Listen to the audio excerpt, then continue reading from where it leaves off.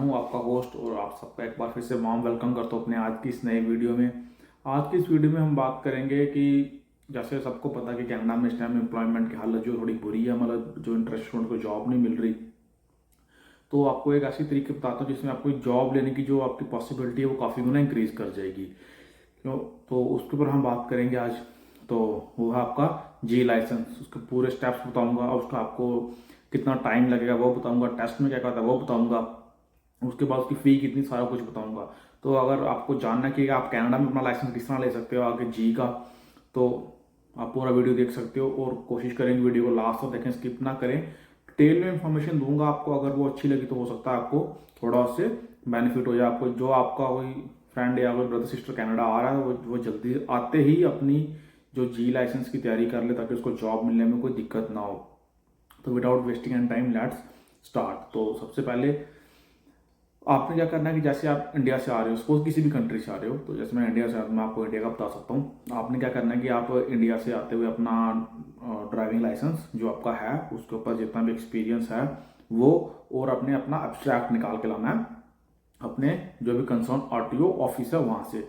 वो एब्स्ट्रैक्ट में ही होता है कि आपकी ड्राइविंग हिस्ट्री उसके ऊपर लिखी होती है। तो अब जैसे ही आप वहाँ से वो ले आए अपना ड्राइविंग एब्स्ट्रैक्ट और अपना ड्राइविंग लाइसेंस, आपने जैसे ही आप आ गए तो आपने यहाँ पे जाना है जो यहाँ पे ड्राइव टेस्ट के सेंटर हैं कनाडा में। अब वहाँ पे जाओ, अपना पासपोर्ट लेके जाओ, साथ में अपना वो जो भी आपका एब्स्ट्रैक्ट है वो लेके जाओ। अब वहाँ पे जाके आप अपना जीवन अप्लाई कर सकते हो। तो इसमें आप जीवन जो अपने अप्लाई कर देना है। जीवन की जो फी है वो 158 पॉइंट समथिंग होती है, 160 लगा लो। उसमें क्या होता है कि आपका जीवन का जो आपका नॉलेज टेस्ट और G2 का आपका जो ड्राइव का टेस्ट वो लेते हैं, उन दोनों की फी इंक्लूड होती है। तो अब जीवन क्या होता है कि यहाँ पे वो इंडिया वाला हिसाब नहीं कि आपने सीधा ट्राई दिया आपका पास हो गया, लर्निंग वो नहीं है। यहाँ पे क्या होता है आपको पहले जीवन बनाना पड़ता है। जीवन में क्या होता है कि आप ये प्रूव करते हो कि आपको रोड पे चलने की नॉलेज है। जीवन में आपके वो दो टेस्ट लेते हैं, एक साइन का होता है और एक नॉलेज का होता है। मैं आपको रियल लाइफ सिनेरियो दिए जाएंगे, गाड़ी ये मुड़ रही है, उसको उसमें क्या करना है। तो आपको दो टेस्ट पास करने होते हैं, दोनों 20-20 नंबर के, 20-20 क्वेश्चन होते हैं दोनों में। आपको 16-16 क्वेश्चन दोनों में ठीक करने होते हैं। तो उसमें क्या होता है कि आपको एक पीडीएफ आता है, रोड नॉलेज के साइन के सारे उसमें होते हैं, आपको वो पढ़ के जाना होता है। तो जितनी जल्दी आप वो पढ़ लोगे तो आप उसको उतनी जल्दी क्लियर कर सकते हो। बट हाँ, वो आपको दोनों पास करने मैंडेटरी है। अगर आपने पास नहीं किया तो आप उसको बिना आप फिर उसको आपको जीवन नहीं मिलेगा। आपको वापस से $16 की फी आई थिंक वो आपको फिर से पे करके उसको वापस से टेस्ट देना पड़ेगा। अब जो लोग इंडिया से आ रहे हैं, सपोज कहीं से भी आ रहे हैं, वो जीवन की तैयारी इंडिया से करके आ सकते हैं। जैसे मैंने किया था, मैं जैसे ही लैंड हुआ था विद इन नेक्स्ट डे मैंने अपना जीवन क्लियर कर लिया था। हालांकि मैंने तैयारी इंडिया से नहीं की थी, बट यह है कि मैंने नेक्स्ट डे ही जीवन अपना बना लिया था। क्योंकि मेरे फ्रेंड्स थे, उन्होंने मुझे बोला तो मैं साथ चला गया, ऐसे तो वो बन गया। वो मैंने पढ़ लिया था, नॉलेज भी थी ड्राइविंग की, तो वो नॉलेज थी तो वो हो गया। आप क्या करो, आप इंडिया में, आप इंडिया से वहाँ पे आता है कहीं नेट पे कहीं पे भी अपना टोरंटो या कोई भी साइड लगा के वहाँ पे आप जीवन के जो क्वेश्चन है वो ले सकते हो। आप उनको इंडिया से ही पढ़ के आओ, तैयारी करके आओ, ताकि आपको यहाँ पे लाइसेंस लेने में कोई दिक्कत ना हो। मेन दिक्कत पता कहाँ पे आती है, जब लोग इंडिया से आते हैं वो इतनी रिसर्च करके नहीं आते। वो आ तो जाते हैं, सिर्फ उनको कहता है कि हमें कनाडा जाना है, जाके करना क्या उस चीज़ का कोई उनको गाइडेंस नहीं होती, इससे अपने वो टाइम वेस्ट कर देते हैं। छोटी छोटी चीज़ें, आप ड्राइविंग लाइसेंस हो गया, ये आप इंडिया से तैयारी करके आ सकते हो। फी यहाँ पे भरो, पढ़ के इंडिया से आओ, ताकि आपका पेपर जो है ईजिली पास हो जाए। तो आप सपोज इंडिया से आप सारा अपना पीडीएफ पढ़ के आए हो, उसमें से 20-40 क्वेश्चन आएंगे, आपको 32 ठीक करने, दोनों ने मिला के 16-16 हो गया। आपको उसी टाइम पे आपका जीवन मिल जाएगा, पेज मिल जाएगा, जो लाइसेंस आपके घर पे आ जाएगा। तो $160 का खर्चा ये हो गया। तो अगर आपके पास सपोज 1 साल से ऊपर का एक्सपीरियंस है ड्राइविंग का इंडिया में, आपका एब्स्ट्रैक्ट है, तो आप सीधा G2 को, यहाँ पे जो लाइसेंस के ना 3 टाइप होती हैं, G1, G2 और फुल जी। तो जो जीवन होता है वो सिर्फ कार्ड होता है कि आपके पास जी आपको नॉलेज है। अगर आपके पास लाइसेंस पे एक्सपीरियंस नहीं है, फिर आपको साल सवा साल वेट करके देन आप G2 दे सकते हो। बट अगर आपके पास एक्सपीरियंस है तो आपका G2 कैंसिल हो जाएगा। तो अगर आपके पास सपोज करो कि लाइसेंस के ऊपर एक्सपीरियंस है साल, 2 साल, 3 साल का, तो आप G2 अपना कैंसिल करवा सकते हो। हालांकि आपने G2 की फी भर दी है, फी भरनी है आपको, बट देना नहीं है, क्योंकि आपका एक्सपीरियंस है। वो बोलते हैं कि हाँ ये गाड़ी चला सकता है, वो अज्यूम करते हैं चीज़, बट आपको प्रूव भी करना पड़ता है। आपको बात बताता हूँ, वो उसका भी एक फंडा है, वो थोड़ा सा उसमें ट्विस्ट है। इतना आसान नहीं है कि आप सीधा लेके कर दो। अब आपने क्या किया, आपने G1 बना लिया, तो आपने अपना एक्सपीरियंस ऐड करा दिया। अब आपको जब भी स्लॉट मिलेगा आपको अपना सीधा आप जी दे सकते हो। या अगर एक्सपीरियंस नहीं है तो देन आपको अपना G2 देना है। अब G2 क्या होता है, G2 यहाँ पे ना मतलब ड्राइविंग को उन्होंने डिवाइड किया हुआ है कि एक तो नॉलेज आ गई।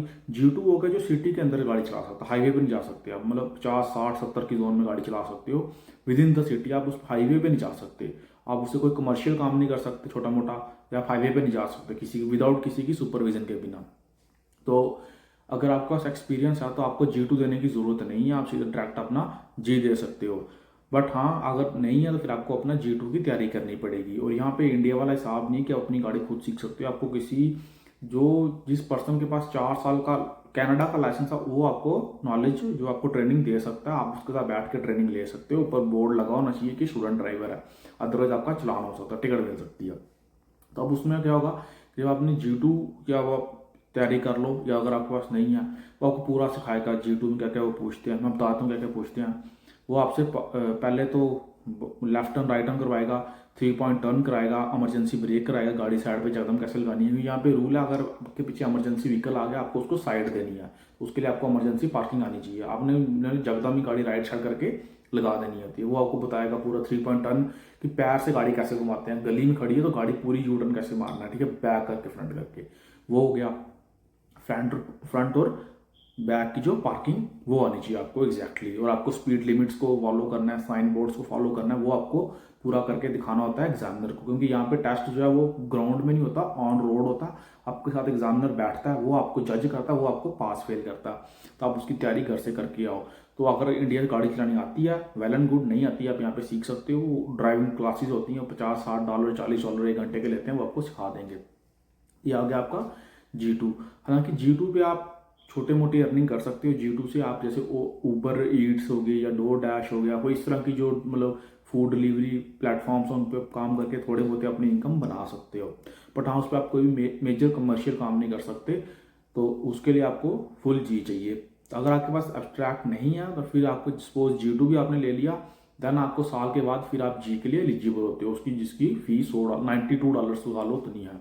उस पर आपको कुछ नहीं करना, सिर्फ गाड़ी जो है एग्जामिनर को फिर से एग्जामिनर साथ बैठेगा, आपको गाड़ी उसको हाईवे पे चला के दिखानी होती है, जितनी स्पीड लिमिट है उसको फॉलो करना, गाड़ी लेन चेंज करनी, मर्ज करनी, डीमर्ज करनी, उतारनी चढ़ानी, बस इतना होता है, इसमें ज़्यादा कुछ नहीं होता। G वाले पे कि फुल ड्राइवर पे आपको फिर G मिलता है। तो अगर आपके पास एब्स्ट्रैक्ट था, एक्सपीरियंस था, तो फिर आप डायरेक्ट G दे सकते हो। बट मेक श्योर करें अगर आपने इंडिया में गाड़ी ड्राइव किया तो ही G दें, ऐसे नहीं। अगर आपने मतलब इंडिया में सबको पता लाइसेंस हमारे कैसे बन जाते हैं, छुपाने की बात नहीं है। अगर प्रॉपर एक्सपीरियंस नहीं है तो जब तक आपको कॉन्फिडेंस ना आए तब तक आप G ना दें।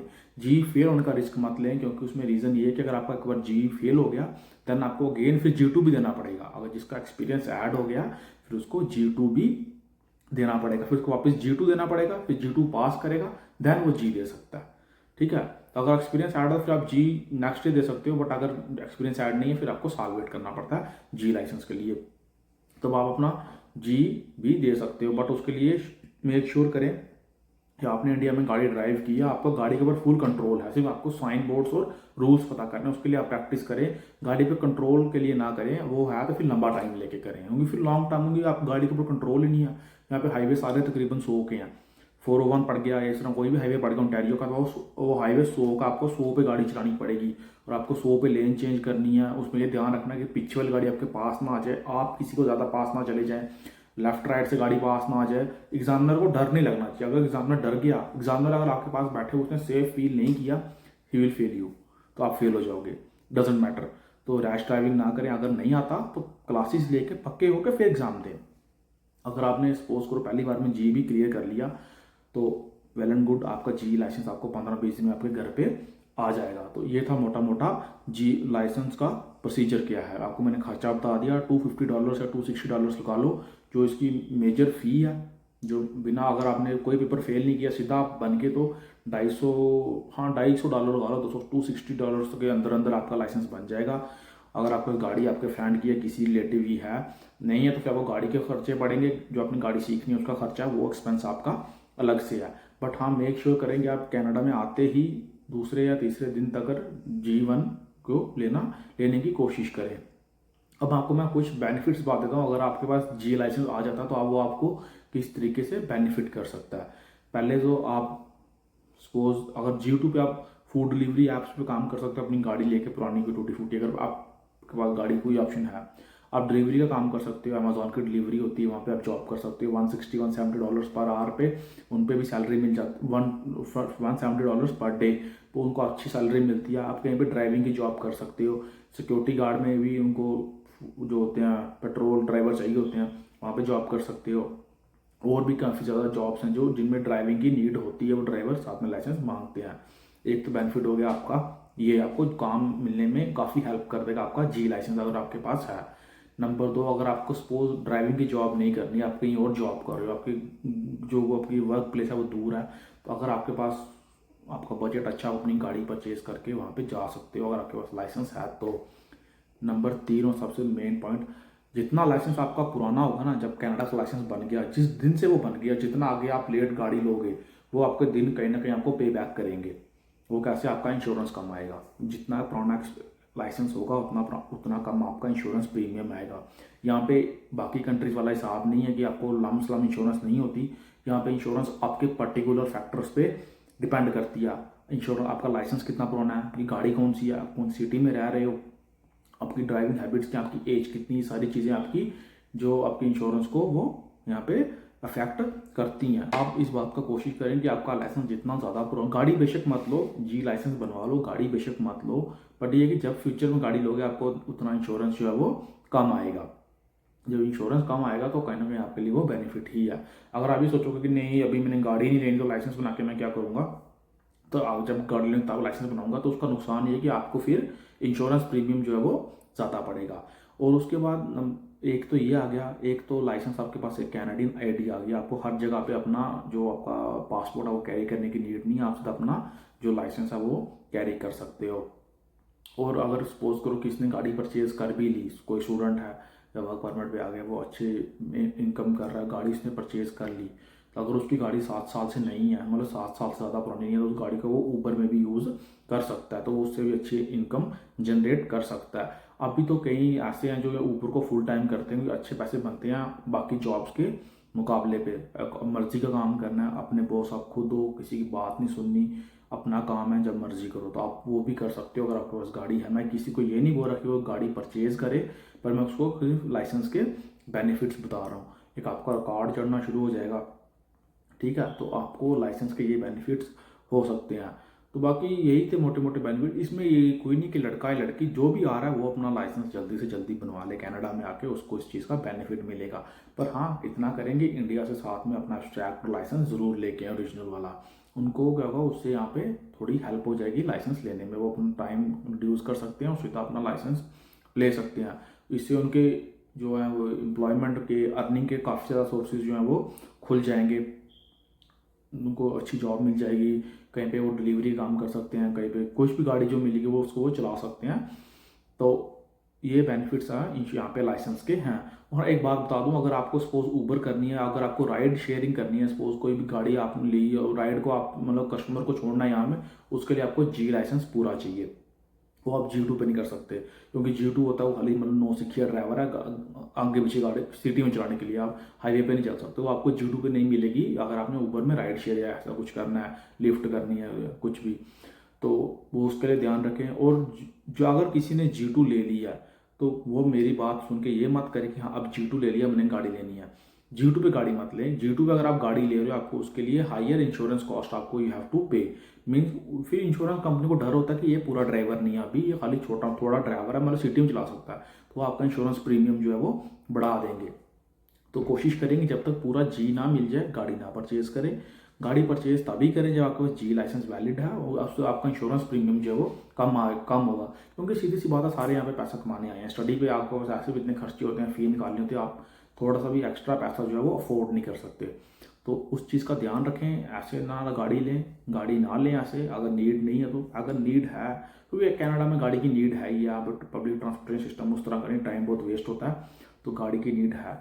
गाड़ी अपने बजट के हिसाब से लें, वो जितना बजट है, वो मैं नहीं बोलता कि मेरे लिए तो सुपर कार ले लो, मस्टैंग ले लो, चार्जर ले लो, जो मर्जी चैलेंजर ले लो, बट अपना बजट देख के गाड़ी लें। और हाँ, G2 पे गाड़ी मत लें, G2 पे आपको इंश्योरेंस कॉस्ट आपकी जो हाई हो जाएगी, तो उस वो उससे फिर आपका नुकसान ही है। हालांकि हमारे बच्चे बदनाम यहाँ पे इसीलिए हैं कि जल्दी गाड़ी ले लेते हैं। हालांकि छोटी गाड़ियाँ नहीं, बड़ी गाड़ियों में ज़्यादा बदनाम है जो कि मसल कार्स उठाते हैं। वो हमारा टॉपिक नहीं, हम उस पर नहीं आते। बट हाँ, इतना है कि ये कुछ जो छोटी छोटी चीज़ें करके आप इंडिया से आ सकते हो, जिससे आप यहाँ पे जो जल्दी पैसे कमा सकते हो, मतलब आपकी अर्निंग अच्छी होगी।